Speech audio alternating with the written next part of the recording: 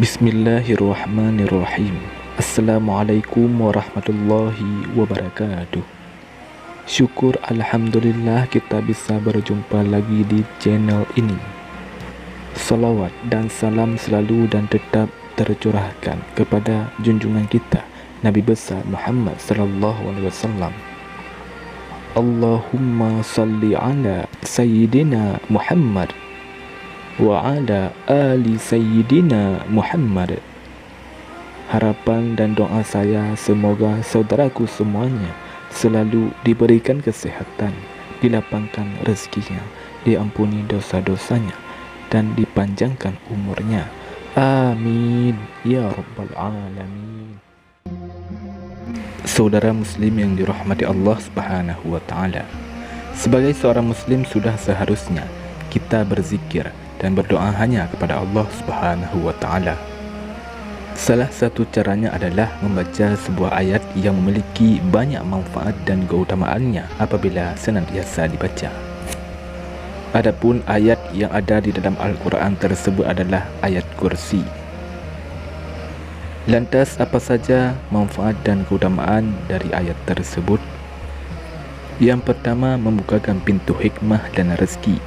Allah Subhanahu wa taala akan menjamin rezeki untuk umatnya yang membaca ayat Al-Quran. Dalam kitab Asra'ul Mufidah, barang siapa yang membaca ayat kursi sebanyak 18 kali setiap harinya akan menerima manfaat. Allah Subhanahu wa taala akan membukakan dadanya untuk pintu hikmah dan dimudahkan rezekinya.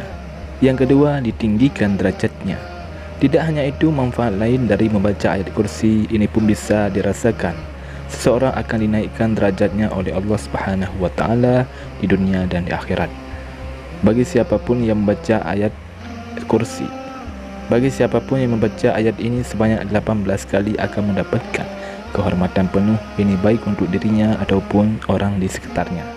Yang ketiga, dijauhkan dari bencana. Selain itu, manfaat lain dari membaca ayat kursi adalah mendapatkan ketenangan rohani. Allah Subhanahu wa taala pun akan menjaga dari segala bencana yang akan menimpanya di hari itu. Yang keempat, pahala mati syahid. Siapa yang rutin membaca ayat kursi setelah salat fardu, ia akan mendapatkan pahala mati syahid.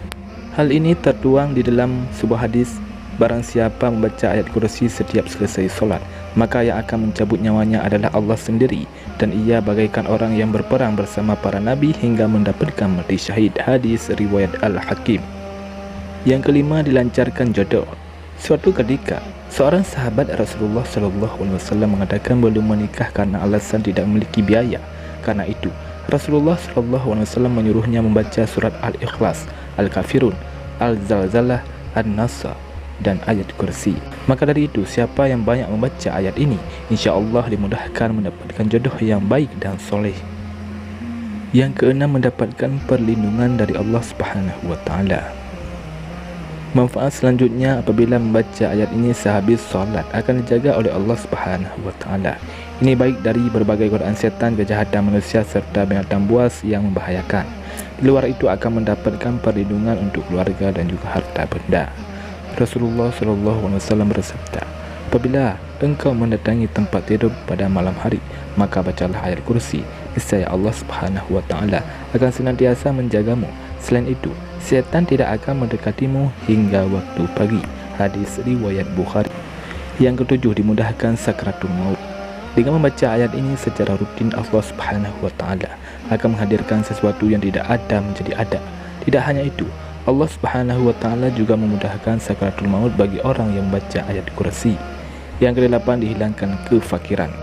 Dalam sebuah sabda Rasulullah SAW, barang siapa yang pulang ke rumahnya dan membaca ayat kursi, Allah Subhanahu wa taala akan menghilangkan segala kefakiran di depan matanya.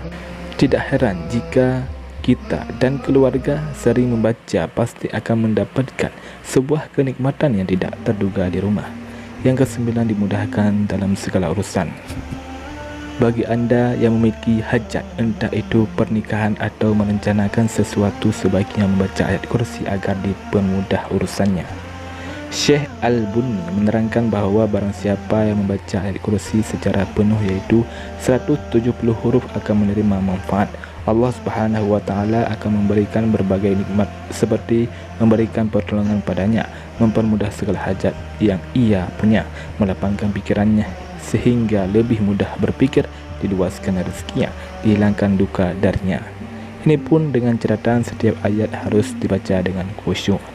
Yang ke-10, mendapatkan perlindungan di perjalanan. Bagi orang yang membaca ayat kursi saat perjalanan ataupun saat ingin memulai perjalanan, akan diperlancar selama di jalan.